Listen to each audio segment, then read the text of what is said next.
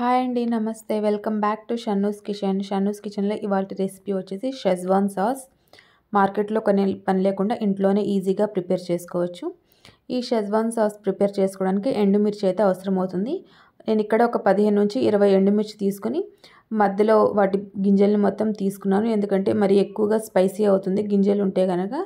So అన్నిటిని ఈ విధంగా తుంచి గింజలు మొత్తం వేరు చేసుకున్నాను. గింజలు లేకుండా జస్ట్ మిర్చిని మాత్రమే మనం యూజ్ చేసుకోవాలి. ఈ విధంగా గింజలన్నిటిని తీసేసిన తర్వాత ఒక బౌల్లో కొన్ని వాటర్ వేసుకొని బాయిల్ అవ్వనివ్వాలి. ఈ బాయిల్ అయిన తర్వాత మనం ఆల్రెడీ గింజలు తీసుకున్న ఎండుమిర్చిని ఆ వాటర్లో బాయిల్ చేసుకోవాలి. ఒక 15 నిమిషాల పాటు మీడియం ఫ్లేమ్ మీద బాయిల్ చేసుకోవాలి. వాటర్ ఏం క్వాంటిటీ అవసరం లేదు, జస్ట్ అవి మునిగేంత వరకు వేసుకోవాలి. ఈ విధంగా ఒక 15 నిమిషాల పాటు బాయిల్ అయిన తర్వాత వీటిని ఒక మిక్సింగ్ జార్లో తీసుకొని గ్రైండ్ చేసుకోవాలి. మెత్తగా పేస్ట్ లాగా గ్రైండ్ చేసుకోవాలి.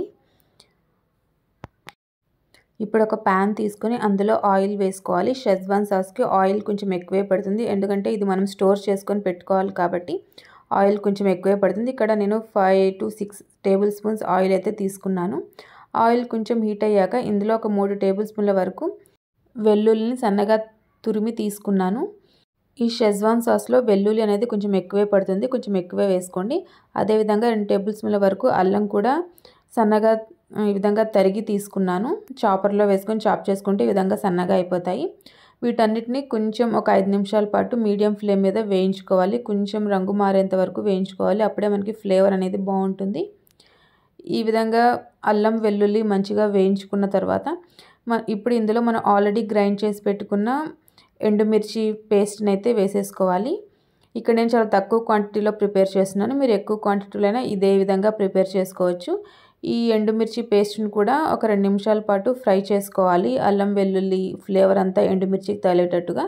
ఇప్పుడు ఇందులో కొత్తిమీర కాడలు ఉంటాయి కదా, ఆ కాడల్ని కట్ చేసుకొని కాడలు శుభ్రంగా కడిగి చిన్న చిన్న ముక్కలుగా కట్ చేసుకొని వేసుకోండి. ఈ రెసిపీలో ఈ కాడలు అనేది కంపల్సరీ. వీటిని కూడా వేయించుకున్న తర్వాత కొంచెం వాటర్ వేసుకొని మీడియం ఫ్లేమ్ మీద మూత పెట్టి ఒక 5 నిమిషాల పాటు ఉడకనివ్వండి. ఈ విధంగా ఉడికితే మన ఫ్లేవర్స్ అన్నీ ఎండుమిర్చికి కొత్తిమీర కాడలకి బాగా పట్టి టేస్ట్ అయితే బాగుంటుంది. ఈ విధంగా ఒక 5 నిమిషాల పాటు ఉడికించుకున్న తర్వాత మూత తీసి ఒకసారి బాగా కలుపుకొని ఇప్పుడు వీటిలో ఇంకొన్ని ఇంగ్రీడియంట్స్ అయితే యాడ్ చేసుకోవాలి. ఇప్పుడు ఇందులో కొంచెం వెనిగర్ అయితే యాడ్ చేశాను. తర్వాత ఒక టీ స్పూన్ వచ్చేసి సోయా సాస్ వేసుకున్నాను. ఈ వెనిగర్ సోయా సాస్ వేసుకున్న తర్వాత ఒక నిమిషం పాటు బాగా కలుపుతూ ఉడికించుకోండి. ఇప్పుడు ఇందులో కొంచెం సాల్ట్ వేసుకోవాలి. మీకు రుచికి సరిపడినంత వేసుకోండి. ఇక్కడ నేను కొంచెం వేసుకున్నాను, ఒక 1/2 టీ స్పూన్ అంత సాల్ట్ అయితే ఇక్కడ వేసుకున్నాను. సాల్ట్ కూడా వేసుకున్న తర్వాత ఒకసారి బాగా కలుపుకోండి. ఇప్పుడు ఇందులో టమాటా కచప్ వేసుకోవాలి. ఒక 2-3 టీ స్పూన్ల వరకు టమాటా కచప్ అయితే వేసుకున్నాను. ఈ కచప్ కూడా వేసుకొని ఒకసారి బాగా కలుపుకొని వీటన్నిటిని బాగా ఉడకనివ్వాలి. మూత పెట్టి ఒక 2-3 నిమిషాల పాటు ఉడకనివ్వాలి. ఈ విధంగా ఉడికితేనే మనకి ఈ ఫ్లేవర్ అనేది చాలా బాగుంటుంది. షెజ్వాన్ సాస్ అనేది కూడా టేస్ట్ బాగుంటుంది.